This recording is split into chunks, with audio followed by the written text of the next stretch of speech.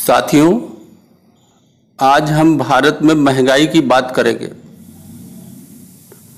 साथियों, अगर आप ध्यानपूर्वक देखें तो भारत में एक ऐसा गैंग है जो हमेशा इस महंगाई को लेकर देश की सीधी साधी भोली जनता को गुमराह करता रहता है सरकार के खिलाफ। साथियों, ऐसे लोगों के नामों को अगर आप चिन्हित करें तो आप पाएंगे कि हमेशा यही लोग इस महंगाई को लेकर उत्पात मचाते हैं। और साथियों, इनके अगर आप दूसरे काम देखेंगे तो आपको सीधा सा आपको ये अनुमान लग जाएगा कि ये लोग जो भारत के जो राष्ट्रद्रोही हैं उनकी भी मदद करते हैं। मदद चाहे आर्थिक हो या हाई कोर्ट सुप्रीम कोर्ट में खड़े होकर उनको लाभ पहुंचाना, देशद्रोहियों को बचाना।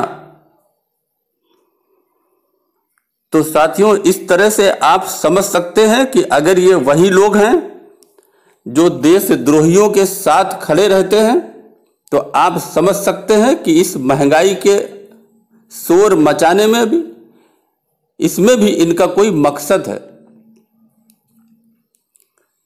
साथियों, अक्सर आपने देखा होगा कि प्याज के दाम बढ़ जाते हैं, टमाटर के दाम बढ़ जाते हैं, आलू के दाम बढ़ जाते हैं और शोर मचाना शुरू करते हैं।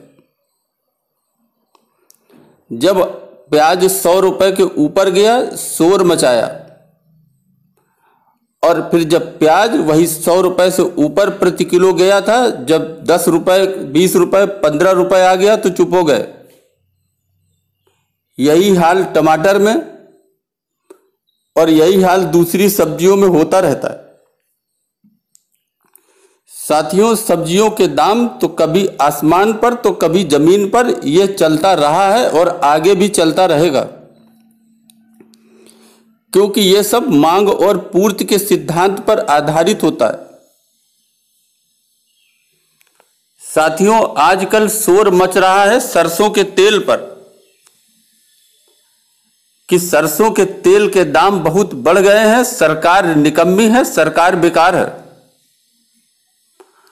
और जब ये शोर मचाते हैं तो लोग ये समझ नहीं पाते हैं कि इसमें सच्चाई क्या है। लोग भी शोर मचाना शुरू कर देते हैं, लेकिन शोर वही मचाते हैं जो अज्ञानी होते हैं, जिनको वास्तविकता की जानकारी नहीं होती।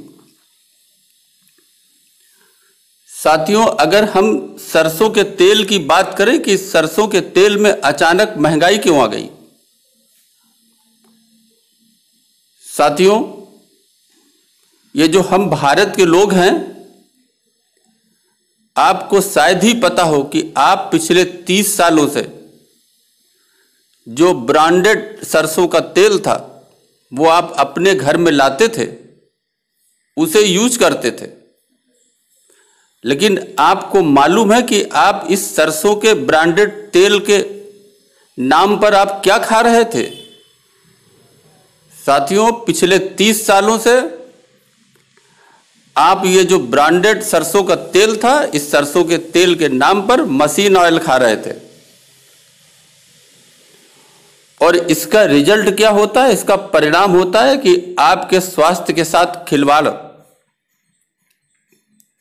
साथियों, ये जानकर आपको आश्चर्य होगा कि साल 1990 में जब वीपी सिंह की सरकार थी, उस सरकार ने एक नोटिफिकेशन जारी किया था और इस नोटिफिकेशन के माध्यम से सरसों के तेल में ब्लेंडिंग को मान्यता दी गई थी। अब साथियों, ये ब्लेंडिंग क्या होता है। ये ब्लेंडिंग कानून की नजर में सरसों के तेल को बनावट बनाने वाले, उनकी पैकिंग करने वाले लोगों को इसमें मिलावट का अधिकार देना। वीपी सिंह की सरकार ने इस मिलावट का अधिकार इस सरसों के तेल के व्यापार करने वालों को कानून बनाकर दे दिया। साथियों, इसके पीछे भी कोई न कोई मंशा रही होगी, और मंशा ये थी कि जो देश के रहने वाले थे नागरिक थे उनके स्वास्थ्य की अनदेखी करके सरसों के तेल के दाम को कम रखने और इसकी सप्लाई बढ़ाने के लिए ये मिलावट की इजाजत उस समय सरकार ने दी थी। साथियों, जब सरकार बदली, खास तौर से भाजपा की सरकार सत्ता में आई, तो उसने धीरे धीरे इस खान पान की शुद्धता को बदलना शुरू किया। सरसों के तेल में अचानक महंगाई जो है वो भी इसका कारण है। विपक्षी महंगाई का रोना रोते हैं, लेकिन कारण आपको नहीं बतलाएंगे, क्योंकि बीमारी भी उन्होंने पैदा की थी जिसका इलाज अब धीरे धीरे हो रहा है। साथियों, यदि आप सरसों के तेल को पहले अगर आप थोड़ी देर फ्रिज में रख देते थे और अगर इसमें मिलावट अधिक होता था, मतलब पाम ऑयल ज्यादा होता था, तो ये थोड़ा सा जम जैसा जाता था, अधिक गाढ़ा हो जाता था। लेकिन यही सरसों का तेल अगर असली होता तो ये गाढ़ा नहीं होता, क्योंकि पाम ऑयल से बना तेल, पाम ऑयल की मिलावट वाला तेल भारी हो जाता है। साथियों, इसको आप रगड़ करके, घिस करके सरसों के तेल की शुद्धता की पहचान कर सकते हैं। अपने हथेली में तेल को रगड़ें और देखें कि यह कितना पतला है, और फिर इसकी सुगंध देखें। आपको इस सुगंध से और इसके पतलेपन से आपको अंदाज हो जाएगा। और अगर कोई अधिक चिकना पदार्थ मिला होगा तो यह गाढ़ा होगा और अधिक चिकना होगा। तो साथियों, अब तक सरसों के तेल के नाम पर यह जो सस्ता पाम ऑयल था, इसकी मिलावट करके बेचा जा रहा था धड़ल्ले के साथ में। येलो बटर नाम का प्रतिबंधित सिंथेटिक कलर मिलाकर इसे सरसों तेल का रंग दिया जाता था। गंध के लिए एसेंस मिला देते थे। ये जो बटर येलो है, यह सेहत के लिए खतरनाक था। पाम ऑयल सरसों के तेल के मुकाबले काफी सस्ता होता है। यही कारण है कि मिलावटखोर लोगों की सेहत के साथ खेल रहे थे, वो भी बीपी सिंह की सरकार का जो कानून था उसके अम्ब्रेला में। साथियों, सरकार ने, जो भाजपा सरकार है, उसने सरसों के तेल का ये जो खेल था, ये जो मिलावट थी, इस पर रोक लगाई और बहुत ही सराहनीय काम किया। इससे शुद्ध सरसों के तेल की मांग बढ़ेगी, देश में तिलहन उत्पादन को बढ़ावा मिलेगा। सरकार का कहना है कि पुराने नियमों की आड़ में अब तक आम जनता को ये जो मिलावटी सरसों का तेल उपलब्ध होता था। साथियों, कई ऐसे तेल थे, कई ऐसे खाद्य तेल थे जिसमें केवल 20% ही सरसों का तेल होता था, बाकी 80% दूसरे तेलों की मिलावट होती थी। चावल की भूसी के तेल का इसमें सबसे ज्यादा दुरुपयोग किया जाता था। साथियों, ये मिलावट में इस्तेमाल होने वाला पाम ऑयल भी विदेशों से इंपोर्ट हो रहा था।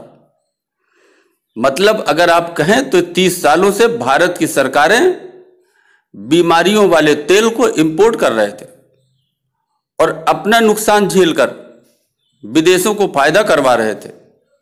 और इसमें से एक देश ने तो कश्मीर पर पाकिस्तान का समर्थन भी कर दिया था और उसी देश से पाम ऑयल इंपोर्ट कर रहे थे। लेकिन साथियों, ये जो भाजपा सरकार है, ये हर मुद्दे पर अपना स्पष्ट मत रखने वाली सरकार है। ये सरकार किसी भी ऐसे देश को बर्दाश्त नहीं कर सकती जो भारत का विरोध करता हो। और साथियों, इस सरकार ने खाद्य तेलों में सरसों के तेल के मिलावट पर पूरी तरह रोक लगा दी। सरकार ने इस आशय का आदेश भी जारी कर दिया। इसके अनुसार खाद्य तेलों के उत्पादन से सरसों के तेल को मिलाने के बारे में बनाने वाले हों या इसके पैकिंग करने वाले हों, उनको जो भी अनुमति अथवा मंजूरी पहले मिली हुई थी, उसे सरकार ने वापस ले लिया। अब सरसों के तेल को दूसरे स्रोत के कारण खाद्य तेलों के साथ नहीं मिलाया जा सकेगा। साथियों, भारत सरकार ने पाम ऑयल पर बैन लगाकर एक तीर से दो निशाने साधे, जो पूरी तरह देश के हित में भी हैं और जनता के स्वास्थ्य के लिए भी जरूरी है। इसलिए साथियों, आप थोड़ा महंगा सरसों का शुद्ध तेल खाकर अपनी सेहत बना सकते। सरकार का साथ दीजिए, देश का साथ दीजिए, शुद्ध खाएं और स्वस्थ रहें, इस पर विचार कीजिए। अभी के लिए बस इतना ही। धन्यवाद।